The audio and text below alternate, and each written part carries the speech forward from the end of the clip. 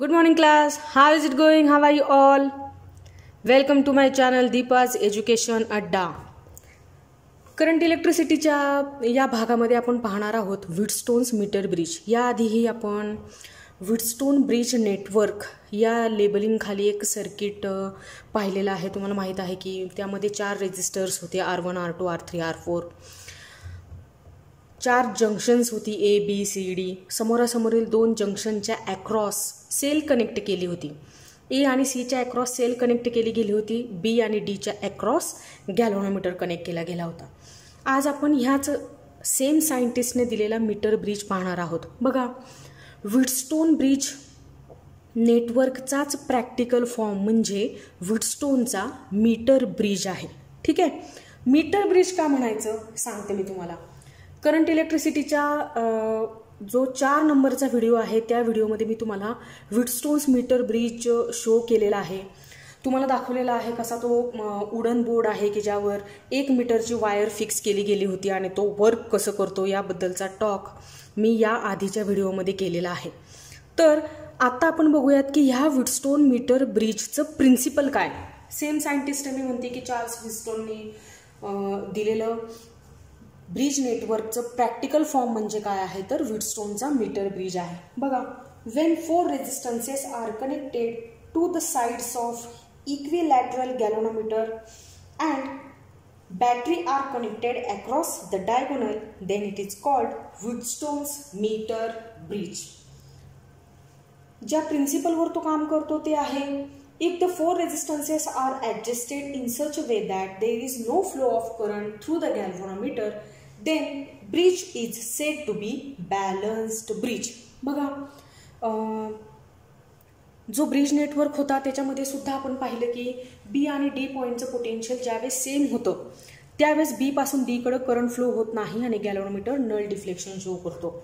इथं सुद्धा same प्रिन्सिपलवर work होणार आहे हा व्हीटस्टोनचा मीटर ब्रिज. बघा, हा मीटर ब्रिजचा भाग आहे. ॲल्युमिनियम किंवा कॉपरच्या थिन स्ट्रिप्स इथं वापरल्या जातात की जसं मी तुम्हाला त्या व्हिडिओमध्ये दाखवलं होतं.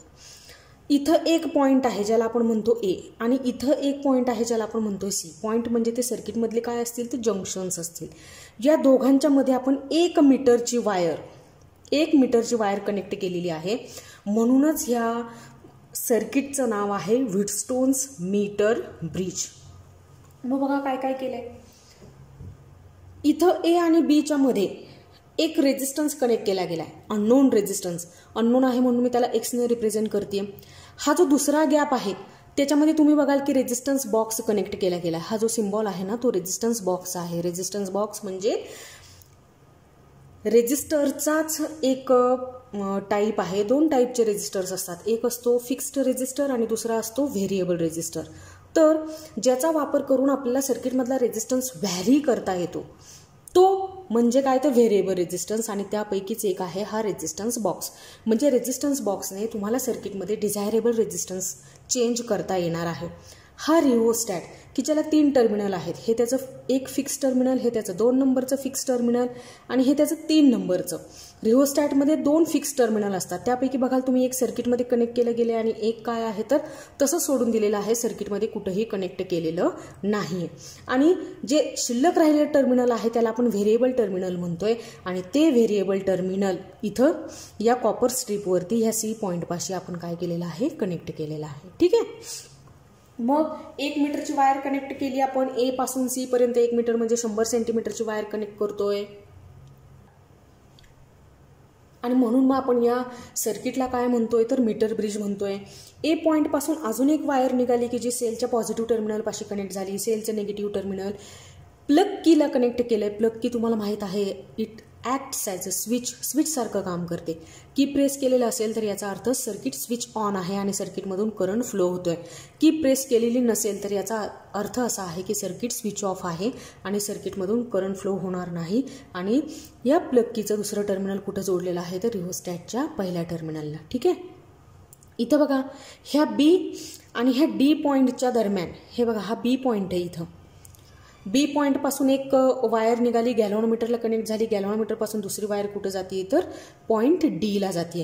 ह्या डी पॉईंटपाशी आपण कनेक्ट करतो स्लायडिंग जॉकी. स्लायडिंग जॉकीसुद्धा मी तुम्हाला त्या व्हिडिओमध्ये दाखवलेलं आहे. पेनसारखं दिसणारं एक डिव्हाइस असतं की जे टेम्पररीली सर्किटमध्ये कॉन्टॅक्ट इस्टॅब्लिश करतो. म्हणजे त्या जॉकीचा वापर करून तयार झालेला जो कॉन्टॅक्ट असतो तो या सर्किट सारखा तो परमनंट नसतो. तो कसा आहे तर टेम्पररीली आहे. मग तो स्लायडिंग जॉकी. मला करायचं आहे काय तर की प्रेस करायची. इथे एक अननोन रेजिस्टन्स आहे की ज्याची व्हॅल्यू मला माहीत नाही. व्हीटस्टोन मीटर ब्रिजचा वापरच मुळात त्याच्यासाठी केला जातो की 2 टाईपचे गॅप तयार होतात. हा आहे लेफ्ट हँड साईडचा गॅप आणि हा आहे राईट हँड साईडचा गॅप. जो व्हॅल्यू तुम्हाला रेजिस्टन्सची व्हॅल्यू जी तुम्हाला फाइंड आउट करायची आहे तो रेजिस्टन्स अननोन व्हॅल्यू रेजिस्टन्स म्हणूया आपण त्याला, तो इथं जोडायचा, लेफ्ट हँड साईडच्या गॅपमध्ये कनेक्ट करायचा. आणि ज्याची व्हॅल्यू तुम्ही सर्किटमध्ये व्हॅरी करणार आहे तो रेजिस्टन्स सर्किटमध्ये राईट हँड साईडच्या गॅपमध्ये कनेक्ट करायचा. कळलं तुम्हाला सर्किट कनेक्शन कसं करायचं आहे ते. मग इथं एक रेजिस्टन्स सिलेक्ट करायचा. सपोज मी घेतला 50 ओहम. की प्रेस करायची. स्लायडिंग जॉकी असं पेनसारखं, माझ्या हातामध्ये कसं पेन आहे तसं एक पेनसारखं दिसणारं डिव्हाइस असतं, ते हातामध्ये घ्यायचं आणि थोड्या थोड्या अंतरावरती वायरवर टेकवत पुढं जायचं. ते करत असताना गॅल्व्हॅनोमीटरकडे पाहायचं. गॅल्व्हॅनोमीटर जिथं 0 डिफ्लेक्शन दाखवेल तिथंच थांबायचं आणि ए पॉईंटपासून ते डी पॉईंटपर्यंतची लेंथ मोजायची. ह्या वायरची लेंथ AC लेंथ मोजण्यासाठी याच वायरच्या खाली एक मीटर स्केल अटॅच केलेली असते की ज्याच्यावरती तुम्ही 1 सेंटीमीटरपासून ते 100 सेंटीमीटरपर्यंतची वायर, ही जी 1 मीटरची वायर आहे तिचं लेंथ तुम्ही मोजू शकताय. असा त्या मीटर स्केलचा हेतू असतो की जी ह्या A आणि C पॉईंटच्या खाली पेस्ट केलेली असते. ठीक आहे. मग मी ए पॉईंटपासून डी पॉईंटपर्यंतची लेंथ मोजली तर त्या लेंथला आपण लेबलिंग करूया LX ने. टी पॉईंटपासून C पॉईंटपर्यंतची लेंथ मोजली तर मी तिला रिप्रेझेंट करते LR ने. ठीक आहे. LR का तर रेजिस्टन्स बॉक्सच्या समोरची लेंथ आहे वायरची D पासून C पर्यंतची, म्हणून मी तिला काय म्हणते LR म्हणते. अननोन रेजिस्टन्सच्या समोरची लेंथ आहे म्हणून आपण तिला काय म्हणतोय LX म्हणतोय. असं फार काही मोठं रॉकेट सायन्स नाही आहे की LXच का म्हटलं गेलं आणि LRच का म्हटलं गेलं. ठीक आहे ना. मग सेम सायंटिस्टने दिलेलं सर्किट आहे तो त्याचा प्रॅक्टिकल फॉर्म आहे आणि आपल्याला त्याला काय करणं गरजेचं आहे तर बॅलन्स करून घेणं गरजेचं आहे. बॅलन्स कधी होतोय ज्यावेळेस गॅल्व्हॅनोमीटर 0 डिफ्लेक्शन दाखवतोय आणि बॅलन्सिंग कंडिशन काय आहे जी ब्रिज नेटवर्कसाठी वापरली गेली तीच बॅलन्सिंग कंडिशन इथं सुद्धा वापरली जाईल. R1/R2 = R3/R4. बघा सगळीकडं लेफ्ट हँड साईडला आणि राईट हँड साईडला सगळीकडं प्लेसेस कोणाच्या आहेत तर रेजिस्टन्ससाठीच्याच आहेत. आता बघा R1च्या ऐवजी मी लिहिला X अननोन रेजिस्टन्स. R2 इथं होता त्याच्या ऐवजी मी काय लिहिला तर R बॉक्स. हे सर्किट असं आठवते ना तुम्हाला का नाही आठवते? रेग्युलरली व्हिडिओ तर पाहताय ना. इथं होता R1, इथं R2, इथं R3 आणि इथं R4. मग R1ला आपण रिप्लेस कुणी केला तर X ने. Therefore we write here X. R2ला रिप्लेस कुणी केलं तर R बॉक्सने. म्हणजे रेजिस्टन्स बॉक्समधून जो रेजिस्टन्स तुम्ही सिलेक्ट कराल तो तुम्ही इथं लिहायचा. R3 म्हणजे इथं असलेला रेजिस्टन्स आहे, हा तो रेजिस्टन्स. हे बघा A, B, C आणि D. R3 म्हणजे A आणि Dच्या मध्ये असलेला रेजिस्टन्स आहे, A आणि Dच्या मध्ये असलेला रेजिस्टन्स. पण मग इथं दिसती काय तर वायरची लेंथ दिसते. आता थोडीच ना मला रेजिस्टन्स दिसणार आहे की A पासून D पर्यंतच्या वायरचा रेजिस्टन्स सपोज मी म्हणते इथं 40 सेंटीमीटर आहे आणि इथं आहे 60 सेंटीमीटर. मग मला काय कॅलिब्रेट करता येते तर लेंथ कॅलिब्रेट करता येते फ्रॉम A to D. मला रेजिस्टन्स नाही दिसणार आहे आणि तो रेजिस्टन्स मात्र मला इथं लिहायचा आहे कारण ही प्लेस कोणाची आहे R3. बघा इथं रेजिस्टन्स आहे ना, मग इथं सुद्धा रेजिस्टन्सच लिहावं लागणार आहे मला. AD म्हणजे LX लिहून चालत नाही आणि त्याच्यासाठी आपण एका पॅरामीटरची मदत घेतो आणि त्याला आपण रिप्रेझेंट करतो सिग्माने. सिग्मा म्हणजे काय असतं तर resistance per unit length of wire. कळतंय का? म्हणजे ही 100 सेंटीमीटरची वायर आहे आणि मला कोणी म्हटलं की 1 सेंटीमीटर वायरचा रेजिस्टन्स 1 ओहम आहे तर 100 सेंटीमीटर वायरचा रेजिस्टन्स किती 100 ओहम. म्हणजे 1 सेंटीमीटर वायरचा रेजिस्टन्स 1 ओहम हे देण्याचं काम कोणी केलेलं आहे तर ह्या सिग्माने केलेलं आहे. ठीक आहे. म्हणून मी तर लिहिलंय काय बघा, resistance of wire AD of length LX. ह्या A पासून D पर्यंतची जी लेंथ आहे वायरची LX तिचा रेजिस्टन्स आपण कशाने रिप्रेझेंट करतोय तर sigma equal to R divide by L ने.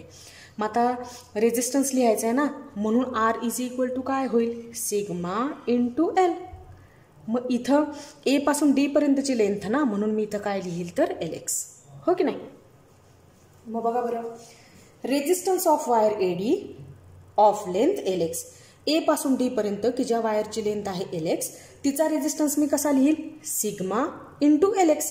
कारण ही जागा कुणाची आहे तर रेजिस्टन्ससाठीची म्हणून मी हा सिग्माचा फॉर्म्युला कुणासाठी मॉडिफाय केला तर रेजिस्टन्ससाठी मॉडिफाय केला. मग तो कसा लिहिला गेला सिग्मा इंटू L.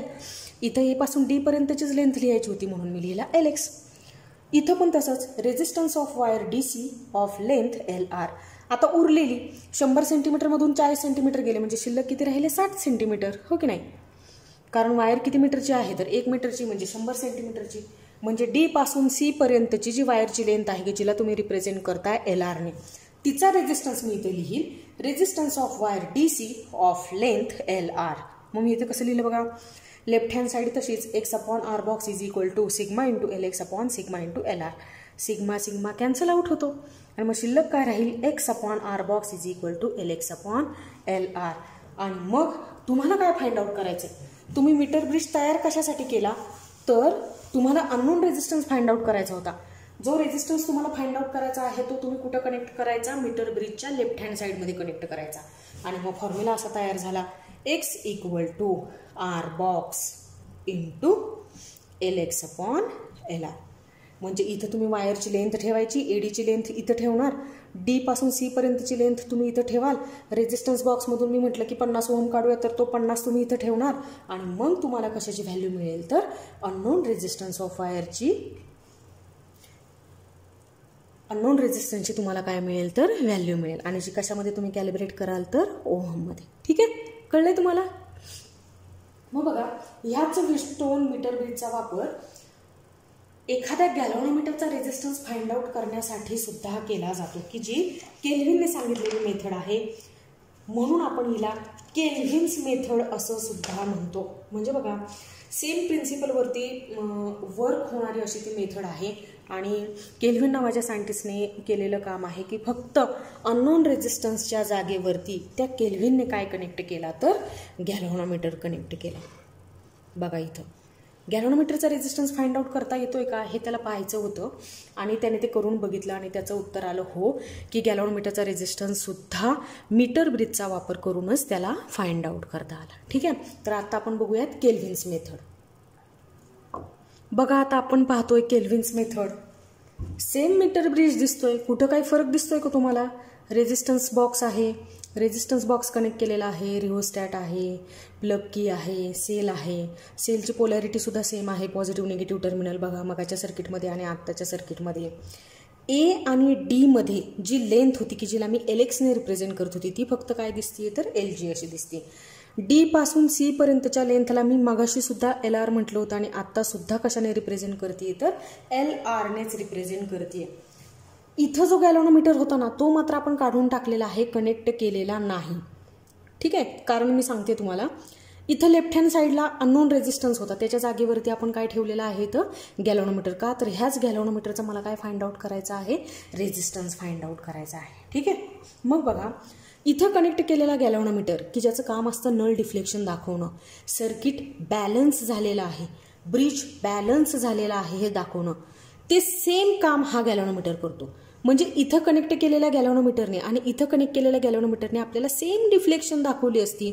मग ज्या गॅल्व्हनोमीटरचा वापर करून मला डिफ्लेक्शन मिळत असेल सेम डिफ्लेक्शन इथं असलेल्या गॅल्व्हनोमीटरप्रमाणे तर मी ह्याला कशाला वापरू नाही का.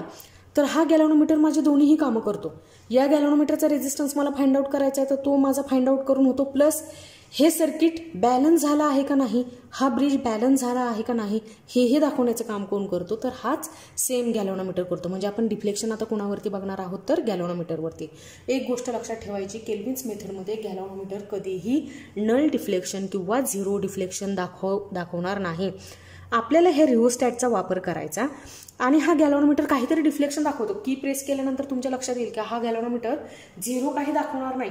हा 5 दाखवतो 10 दाखवतो 15 दाखवतो 20 दाखवतो मध्ये अशा ऑड लाईन्सवरती त्याला ॲडजस्ट करायचा नाही, त्याला 10 किंवा 20 डिव्हिजनवरती ॲडजस्ट करायचा युजिंग रिओस्टॅट. ठीक आहे, म्हणजे ह्या गॅलव्हनोमीटरने सपोज तुम्हाला दाखवलं 10 नंबरची डिव्हिजन, तर ती 10 डिव्हिजन 10 नंबर जो असेल त्या गॅलव्हनोमीटरने शो केलेला तोच तुमच्यासाठी काय असेल तर गॅलव्हनोमीटरची नल डिफ्लेक्शन असेल. कळतंय का? मग बघा, गॅलव्हनोमीटरच्या समोरची बॅलन्सिंग लेंथ होती म्हणून तिला मी कशाने लिहिली तर LGने लिहिली. रेझिस्टन्स बॉक्सच्या समोरची D पासून C पर्यंतची बॅलन्सिंग लेंथ आहे म्हणून मी तिला कशाने रिप्रेझेंट करते तर LRने रिप्रेझेंट करते. ब्रिज बॅलन्स करून घेणं गरजेचं आहे, कारण केल्विनची मेथड जरी असली, ही केल्विननी गॅल्व्हनोमीटरचा रेझिस्टन्स फाइंड आउट करता येतो हे जरी सांगितलं असलं तरी आपण जे ॲपरेटस वापरतोय ते ॲपरेटस काय आहे तर व्हिटस्टोनचा मीटर ब्रिजच आहे. आणि मीटर ब्रिज हा ब्रिज नेटवर्कसाठी जो आपल्याला फॉर्म्युला मिळालेला आहे की ज्याला आपण balancing condition for Wheatstone's bridge network असं म्हणतो, ती बॅलन्सिंग कंडिशन युटिलाइज केल्याशिवाय आपल्याला काही पुढे जाता येत नाही. ठीक आहे, मग व्हिटस्टोन ब्रिज नेटवर्कमधून मिळालेली बॅलन्सिंग कंडिशन काय? R1/R2 = R3/R4. ठीक आहे, मग आता R1ला कोणी रिप्लेस केलं तर ह्या गॅल्व्हनोमीटरने. गॅल्व्हनोमीटरचा रेझिस्टन्स रिप्रेझेंट करण्यासाठी सुद्धा कॅपिटल G हे लेटरच वापरतात. देअरफॉर इथं मी काय लिहिलं तर G लिहिलं. R2च्या जागेवरती आपण काय लिहित होतो तर रेझिस्टन्स बॉक्स लिहित होतो. इथंही सेम प्रॉब्लेम येईल की फॉर्म्युलेमध्ये गरज कोणाची आहे, नेसेसरी कोण आहे तर रेझिस्टन्स आहे. ए पासून डी पर्यंतच्या वायरचा रेझिस्टन्स आपल्याला तिथे लिहावं लागणार आहे. आणि इथं मात्र आपल्याला लेंथ मोजता येते, रेझिस्टन्स काही मोजता येत नाही. म्हणून मग आपण काय करतो तर सिग्माची मदत घेतो. आणि सिग्मा म्हणजे काय आहे तर resistance per unit length of wire. Therefore R = sigma × L. म्हणजे जिथं जिथं तुम्हाला रेझिस्टन्स ठेवायचा असेल, रेझिस्टन्सची व्हॅल्यू सबस्टिट्यूट करायची आहे, तिथं तिथं तुम्ही काय सबस्टिट्यूट कराल तर सिग्मा × L. ठीक आहे, मग इथं बघा काय म्हणतो आपण, resistance of wire AD of length LG. AD ह्या वायरची लेंथ किती आहे तर LG आहे. आणि त्या LGचा तुम्हाला इथं काय ठेवायचं आहे तर रेझिस्टन्स, म्हणजे याला तुम्ही रिप्लेस कशाने कराल तर सिग्मा × LG. बरोबर आहे का? इथं बघा डिनॉमिनेटरमध्ये resistance of wire DC of length LR. DC ह्या वायरचा रेझिस्टन्स की ज्या DC वायरची लेंथ किती आहे LR आहे, तर तो आपण कसा लिहिणार सिग्मा × LX. बघा मी इथं व्हॅल्यू सबस्टिट्यूट केल्या. लेफ्ट हँड साईड तशीच राहिली G/R बॉक्स = इथं राईट हँड साईडला sigma × LG/सिग्मा × LR. Sigma sigma cancel out होऊन जाईल आणि शिल्लक काय राहील तर G/R बॉक्स = LG/LR. मग तुम्हाला फाइंड आउट काय करायचं आहे तर G फाइंड आउट करायचं आहे ना. मग इथं बघा resistance of galvanometer find out करणं हे आपलं एम आहे केल्विन्स मेथडमध्ये. म्हणून हे इक्वेशन मी मॉडिफाय करते कोणासाठी तर G साठी. G = R box × LG/LR. Okay नाही, हा मॅक्झिमम ॲक्युरसीने कधी काम करणारा असेल बघा. सपोज LG म्हणजे ए पासून डी पर्यंतची लेंथ आली, सपोज म्हणते मी 50 सेंटीमीटर, LR 50 सेंटीमीटर. रेझिस्टन्स बॉक्समधून तुम्ही रेझिस्टन्स व्हॅरी केला किती 50 ओहम. सुरुवातीचा रेझिस्टन्स होता 50 ओहम. तर ह्या तीनही व्हॅल्यू मी इथे सबस्टिट्यूट करते बघा. G = resistance from resistance box 50 ohm multiplied by LG किती आहे 50 सेंटीमीटर डिवाइड बाय LR किती आहे again 50 centimetre. 50 centimetre cancel out होऊन जाईल, सेंटीमीटर आहेत ना, मग काय फरक नाही पडला मला. सेंटीमीटर डिवायडेशनमध्ये घेतलं, कॅन्सल आउट करून टाकलं. Gची व्हॅल्यू किती आली 50 ओहम. कळतंय का? याचा अर्थ ज्या वेळेस 50 सेंटीमीटर असा ह्या ब्रिजची बॅलन्सिंग लेंथ येईल दोन्हीकडची, लेफ्ट हँड साईडची आणि राईट हँड साईडची सुद्धा, त्यावेळेस रेझिस्टन्स बॉक्समधून व्हॅरी केलेला रेझिस्टन्स म्हणजेच त्या गॅल्व्हनोमीटरचा रेझिस्टन्स. आणि अशा वेळेस तुम्ही असं म्हणाल की हा जो मीटर ब्रिज आहे तो काय करतोय तर मॅक्झिमम ॲक्युरसीने काम करतोय. ठीक आहे, म्हणजे आज मी तुम्हाला व्हिटस्टोन ब्रिज नेटवर्कचे प्रॅक्टिकल फॉर्म शिकवला. त्याचं नाव म्हणजे व्हिटस्टोनचा मीटर ब्रिज. अजून एक सर्किट आहे ज्याला पोस्ट ऑफिस बॉक्स असं आपण म्हणतो. तो पोस्ट ऑफिस बॉक्स सुद्धा व्हिटस्टोन मीटर ब्रिजचा वुडस्टोन ब्रिज नेटवर्कचा प्रॅक्टिकल फॉर्मच आहे. म्हणजे वुडस्टोन ब्रिज नेटवर्कचे 2 प्रॅक्टिकल फॉर्म आहेत. एक आहे वुडस्टोनचा मीटर ब्रिज आणि दुसरा काय आहे तर पोस्ट ऑफिस बॉक्स. आणि त्यानंतर एक मेथड मी तुम्हाला शिकवली ती काय आहे तर केल्विन्स मेथड. केल्विन्स मेथडमध्ये काय लक्षात ठेवायचं, गॅल्व्हनोमीटर काय दाखवणार नाही, नल डिफ्लेक्शन दाखवणार नाही. गॅल्व्हनोमीटर काहीतरी डिफ्लेक्शन दाखवेल आणि त्या डिफ्लेक्शनला तुम्हाला ॲज अ नल डिफ्लेक्शन किंवा zero deflection shown by galvanometer consider करावी लागणार आहे. हो की नाही. आणि मग केल्विन मेथडचा वापर करून आपण काय फाइंड आउट करण्यासाठी एबल होतो तर resistance of galvanometer find out करण्यासाठी एबल होतो. तर आजच्या या व्हिडिओमध्ये एवढंच. नवीन कॉन्सेप्ट घेऊन भेटूयात आपण आपल्या पुढच्या व्हिडिओमध्ये. तोपर्यंत टेक केअर. बाय.